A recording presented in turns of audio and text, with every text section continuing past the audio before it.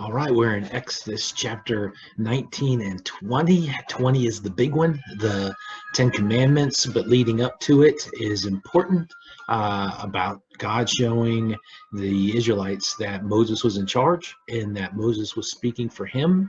But the Israelites are still seeing that God is there. God is there. They see his presence, and they still want to rebel. So let's jump into the text. Exodus chapter 19 and 20. The Israelites left Rephidim.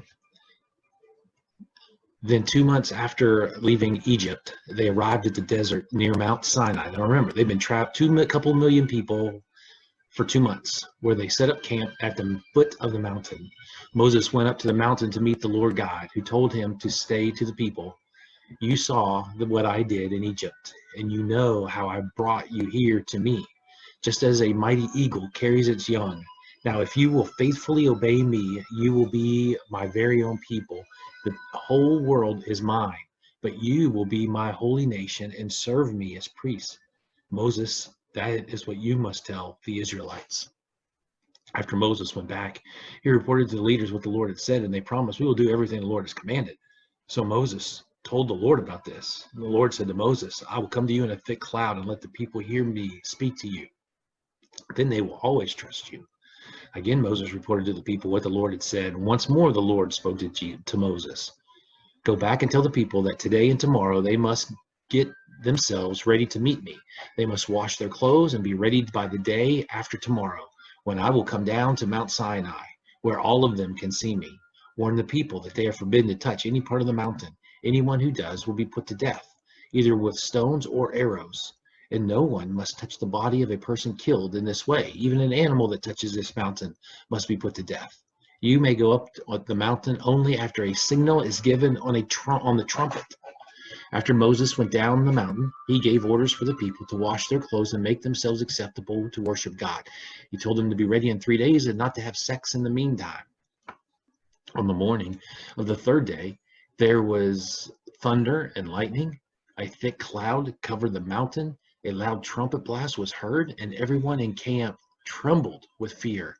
Moses led them out of the camp to meet God, and they stood at the foot of the mountain. Mount Sinai was covered with smoke because the Lord had come down in a flaming fire.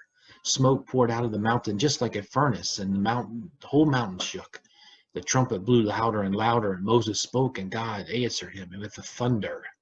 The Lord came down to the top of Mount Sinai and told Moses to meet him there. Then he said, "Moses, go and warn the people not to cross the boundary that you set at the foot of the mountain. They must not cross it to come and look at me, because if they do, many of them will die. Only the priests may come near me, and they must obey strict rules before I let them. If they don't, they will be punished." Moses replied, "The people cannot come up the mountain. You warned us to stay away because it is holy." Then the Lord told Moses, "Go down and bring Aaron back here with you. But the priests and the people must not try to push their way through, or I will rush at them like a flood." After Moses had gone back down, he told the people what the Lord had said. God said to the people, "I am the Lord your God, the one who brought you out of Egypt, where you were slaves. Do not worship any God except for me." Now, these are the 10 Commandments. Number 1, do not worship any God except me. 2, do not make idols that look like anything in the sky or on earth or in the ocean under the earth. Don't bow down to and worship idols. I am the Lord your God, and I demand all of your love. If you reject me, I will punish your families for 3 or 4 generations. But if you love me and obey my laws, I will be kind to your families for thousands of generations. Do not misuse my name. I am the Lord your God. I will punish anyone who misuses my name. Remember that the Sabbath day belongs to me. You have 6 days when you can do your work, but the 7th day of each week belongs to me, your God. No one is to work on that day, not you, your children, your slaves, your animals, or the foreigners who live in your towns. In the 6 days, I made the sky, the earth, the oceans, and everything in them. But on the 7th day, I rested. That's why I made the Sabbath a special day that belongs to me. Respect your father and your mother, and you will live a long time in the land I am giving you. Do not murder. Be faithful in marriage. Do not steal. Do not tell lies about others. Do not want anything that belongs to someone else. don't want anyone's house, wife, or husband, slaves, oxen, donkeys, or anything else. The people trembled with fear when they heard the thunder and the trumpet, and they saw the lightning and the smoke coming from the mountain. They stood a long way off and said to Moses, "If you speak to us, we will listen, but don't let God speak to us, or we'll die." "Don't be afraid," Moses replied. "God has come only to test you, so that by obeying him you will sin." But when Moses went near the thick cloud where God was, the people stayed a long way off. The Lord told Moses to say to the people of Israel, "With your own eyes you saw me speak to you from heaven. So you must never make idols of silver or gold to worship in place of me.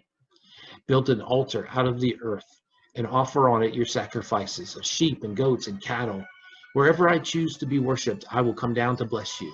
If you ever build an altar for me out of stones, do not use any tools to chisel the stones, because that would make the altar unfit. And don't build an altar that requires steps. You might expose yourself when you climb up."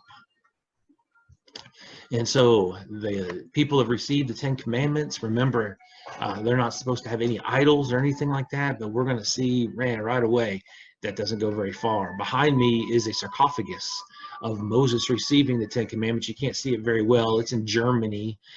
Stone. It's a stone stone of Moses getting the 10 Commandments. It's dated at 330. 330. It's been around that long and held.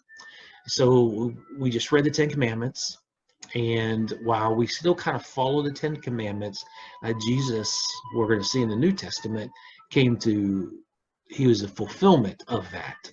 And really what Jesus asks us to do is harder than obeying those 10. And we'll learn that eventually as we go through this series. Have a great day. I love you.